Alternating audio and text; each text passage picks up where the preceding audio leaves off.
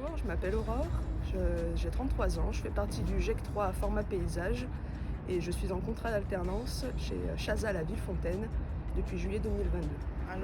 Bonjour, je m'appelle Darina Raboux, j'ai 27 ans, je viens de l'île de la Réunion et je suis venue ici pour découvrir et m'améliorer dans le métier de paysagiste. Alors, je m'appelle Alexandra, j'ai 24 ans. Je viens de finir la formation d'ouvrier paysagiste avec Format et là, je vais commencer une nouvelle formation pour me spécialiser dans le dessin paysager. Bonjour, je m'appelle Virginie Attard, j'ai 44 ans, ça fait 22 ans que je fais ce métier. 19 ans dans la même société en tant que chef d'équipe.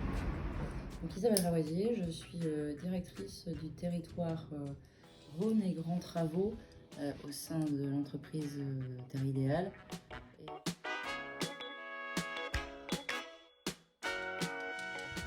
Alors oui, j'ai rencontré quelques obstacles, notamment quand j'ai commencé.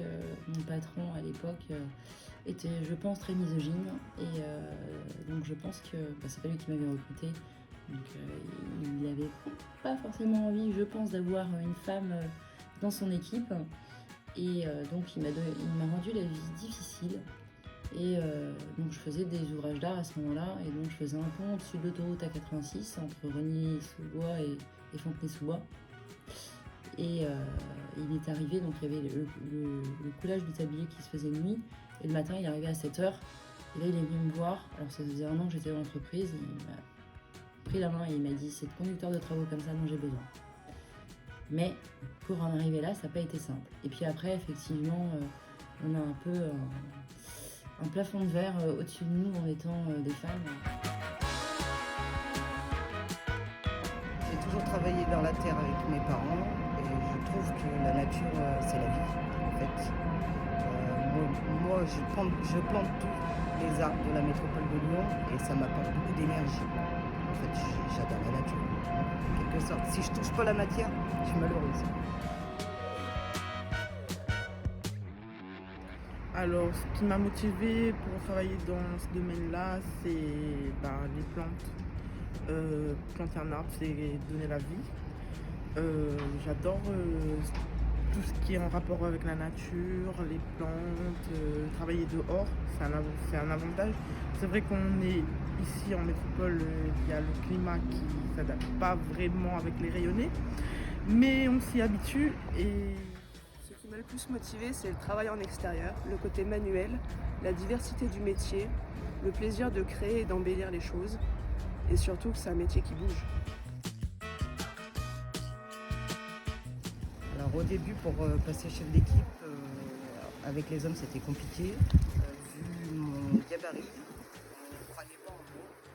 Et j'ai donné toute ma personne, tout mon savoir-faire. Et là, j'ai passé plusieurs services, l'élagage, l'entretien, la création.